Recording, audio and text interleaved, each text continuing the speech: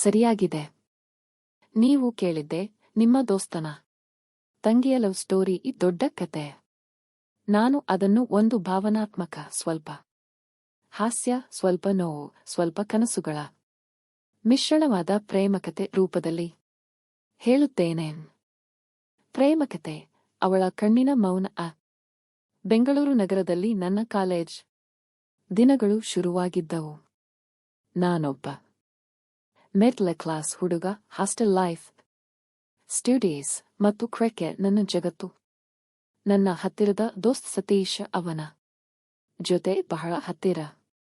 ಅವನ ಮನೆ ನಮ್ಮ ಕಾಲೇಜ್ ಹತ್ತಿರವೇ. ಆಗಾಗ ನಾನು ಅವನ ಮನೆಗೆ ಹೋಗ್ತಿದ್ದೆ. ಅಲ್ಲಿ ಮೊದಲು ಅವಳನ್ನು ನೋಡಿದೆ. ಅವನ ತಂಗಿ ಅನು 11ನೇ ಕ್ಲಾಸ್ ಓದುತ್ತಿದ್ದಳು. ಸಿಂಪಲ್ ಲುಕ್, ಫ್ರೀ ಸ್ಮೈಲ್, ಆದರೆ ಕಣ್ಣುಗಳಲ್ಲಿ ಒಂದು ಇನ್ನೋಸೆಂಟ್ ಸ್ಪಾರ್ಕ್.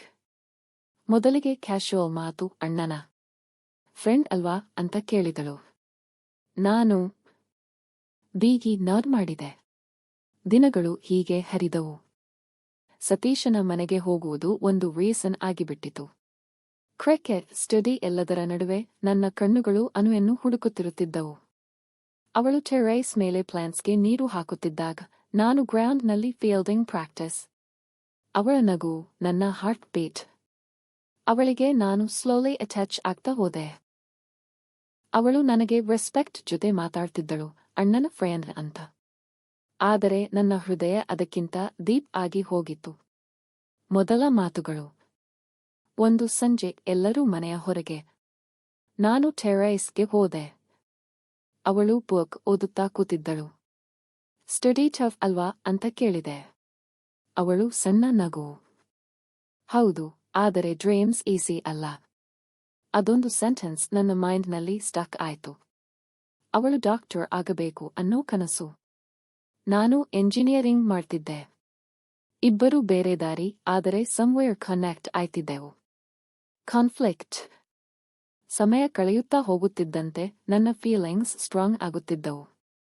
ಆದರೆ ನನಗೆ ಗೊತ್ತು, ಅವಳು ನನ್ನ ದೋಸ್ತನ ತಂಗಿ. ಒಂದು ಲೈನ್ ನಾನು ಕ್ರಾಸ್ ಮಾಡೋಕೆ ಹೆದರುತ್ತಿದ್ದೆ. ಒಂದು ದಿನ ಸತೀಶ್ ನನ್ನ ಜೊತೆ ಕ್ಯಾಶುವಲ್ ಮಾತಿನಲ್ಲಿ ಹೇಳಿದ, ಅಣ್ಣ, ನನ್ನ ತಂಗಿ ಮೇಲೆ ಯಾರಾದ್ರೂ ಇಟ್ಟರೆ ನಾನು ಟಾಲರೇಟ್ ಮಾಡಲ್ಲ. ಅದನ್ನು ಕೇಳಿದಾಗ ನನ್ನ ಹೃದಯ ಫ್ರೀಸ್ ಆಯ್ತು. ನನ್ನ ಮೈಂಡ್ ಹೋದೆ ಕನ್ಫ್ಯೂಸ್. ಅವಳ ಮೌನ. ಅವಳಿಗೂ ನನ್ನ ಮೇಲೆ ಫೀಲ್ ಇದೆಯೋ? ನನಗೆ ಕ್ಲಾರಿಟಿ ಇರಲಿಲ್ಲ. ಆದರೆ ಒಂದು ದಿನ ರೈನ್ ಫಾಲ್ನಲ್ಲಿ ನಾನು ಹಾಸ್ಟೆಲ್ಗೆ ಹೋಗ್ತಿದ್ದಾಗ ಅವಳು ಸೈಕಲ್ ಮೇಲೆ ಬರುತ್ತಿದ್ದಳು. ನನ್ನನ್ನು ನೋಡಿ ನಿಂತಳು. ಸ್ಲೋಲೇ ಹೇಳಿದಳು, ನೀವು ನಮ್ಮ ಮನೆಗೆ ಬರೋದನ್ನು ನಾನು ಇಷ್ಟಪಡ್ತೇನೆ. ಆದರೆ ನಾನು ಅಣ್ಣನ ಮಾತಿಗೆ ಹೆದರ್ತೀನಿ. ಸೋ ಪ್ಲೀಸ್ ಡಿಸ್ಟೆನ್ಸ್ ಮೇಂಟೈನ್ ಮಾಡಿ. ಅದೊಂದು ಪೇನ್ಫುಲ್ ಸ್ಮೈಲ್ ಕೊಡ್ತಾ ಹೋಗಿಬಿಟ್ಟಳು. Years later. ಸಮಯ ಹಾರಿ ಹೋಯಿತು. ನಾನು ಜಾಬ್ಗೆ ಹೊರಟೆ. ಅವಳು ಮೆಡಿಕಲ್ ಸೀಟ್ ಹಿಡಿದು ಓದಲು ಬೇರೆ ನಗರಕ್ಕೆ. ನಾವು ಇಬ್ಬರೂ ನಮ್ಮ ಹೃದಯದಲ್ಲಿ ಮಾತುಗಳನ್ನೇ ಮರೆಮಾಡಿಕೊಂಡೆವು. ಆದರೆ ಇಂದು ಕೂಡ ನಾನು ಸತೀಶನ ಮನೆಗೆ ಹೋದಾಗ ಅವಳ ಫ್ರೆಂಡ್ ಗ್ರಾಡ್ಯುಯೇಷನ್ ಫೋಟೋ ವಾಲ್ ಮೇಲೆ ಇರುತ್ತದೆ. ಅದನ್ನು ನೋಡಿದಾಗ ನನ್ನ ಮನಸ್ಸು ಹೇಳುತ್ತದೆ, ಕೆಲವು ಪ್ರೇಮಕತೆಗಳು ಹೇಳದೆ ಉಳಿದಾಗ ಅವು ಇನ್ನಷ್ಟು ಆಳವಾಗಿ ನೆನಪಾಗಿ ಉಳಿಯುತ್ತವೆ. The end. ಆದರೆ ನೆನಪಿನ ಬಿಗಿನಿಂಗ್. ನಿಮಗೆ ಬೇಕೇ ನಾನು ಇದನ್ನು ಇನ್ನೂ ಹೆಚ್ಚು ಉದ್ದವಾದ chapters style, childhood flashback, family drama, college fest, separation, climax ನಲ್ಲಿ ಫುಲ್ ನೋವೆಲ್ ತರಹ ಬರೆಯಬೇಕೇ?